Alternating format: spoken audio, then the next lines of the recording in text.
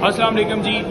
Saeeda Aruba कोमल उसकी ज़मानत जो है वो मंजूर हो गई है और अदालत ने रिहाई के अहकामात जारी कर दिए हैं। 50,000 मुतल्लकों के इर्द जो है ये ज़मानत जो है हुई है और इंशाअल्लाह ताला आज जब रोककार जाएगी और उसके बाद उसे रिहा कर दिया जाएगा। झूठा मुकदमा था और झूठे मुकदमे के अंदर उसे जिस तरह से हौसले से उठाया गया और एक मुनज़्ज़म कैंपेन चल रही थी कि कई लाखों अकाउंट जो हैं वो इसके साथ मनसूब हो रहे हैं, लाखों अकाउंट जो है वो कनेक्ट हो रहे हैं और ये बड़ा पूरा जाल जो है वो चला रही थी, उसको हेड कर रही थी। अगर जाल को हेड कर रही थी तो अदालत ने जमानत क्यों दी? अदालत ने जमानत इसी वजह से दी क्योंकि कोई ऐसी चीज़ नहीं थी जिसकी बुनियाद के ऊपर जमानत कन्फर्म ना की जाती, जमानत ना दी जाती। तो ये एक वाज़ह तौर पर उनके मुंह के ऊपर तमाचा है जो मुसलसल जो है कंपेन कर रहे थे कि ये जनाब देखें जी कि ये आज जो है ये वो बड़े अजीब अजीब बातें कर रहे थे और कह रहे थे कि इनका जो है ये काम है और बड़ा ये मुल्क के खिलाफ जो है मवाद जो है वो अपलोड करवाती हैं और मुख्तलिफ इन्होंने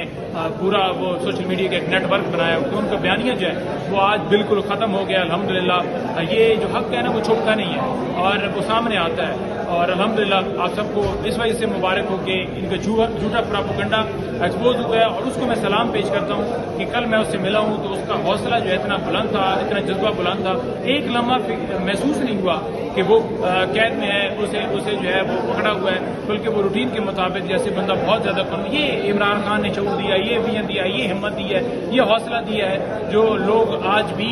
इस बात के ऊपर खड़े हैं कि हमने मुल्क को आगे लेकर जाना है, मुल्क के अंदर रूल ऑफ लॉ चाहिए, मुल्क के अंदर कानून की बालादस्ती चाहिए और वो उसके लिए डट के खड़े हैं। केसेस फेस कर रहे हैं, आज स्टूडेंट्स फेस कर रहे हैं, नौजवान फेस कर रहे हैं, मुगलाब फेस कर रहे हैं, बुजुर्ग फेस कर रहे हैं। कोई भी आज जो है मुल्क के अंदर मुकदमात थे बरी जिम्मा नहीं है, हर एक के ऊपर मुकदमे बनाए जा रहे हैं। सेकंड बात यह है कि एंटी टेररिज्म कोड के अंदर आज मुख्तलिफ जो है मुकदमात लगे हुए थे जिसमें अगर मैं आपको बताऊं तो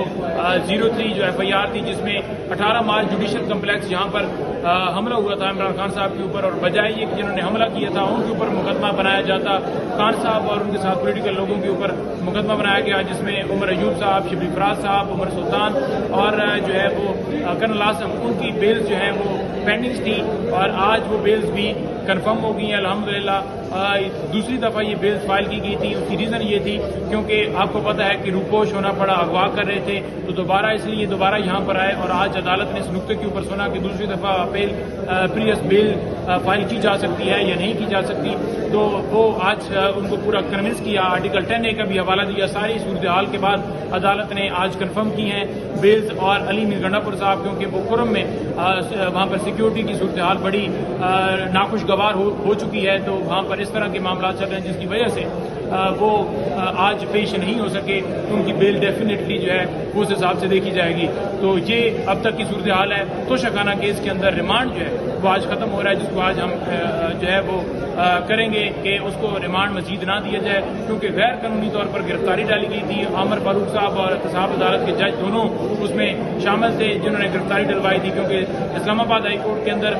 वो 5 दफ़ा केस फिक्स होने के बाद उसके ऊपर समाअत ही नहीं की गई। इसी तरह एहतसाब अदालत में बेल्स फाइल करने के बावजूद उसमें नोटिस किए गए, प्रीवियस बेल्स नहीं दी गई। तो वो आज उसमें रिमांड जो है उसको खारिज करने के लिए हमारी तरफ से दरख्वास्त की जाएगी कि रिमांड मजीद एक्सटेंड ना किया जाए, रिमांड मुस्तरद किया जाए। तो ये अब तक की अपडेट है। बहुत शुक्रिया।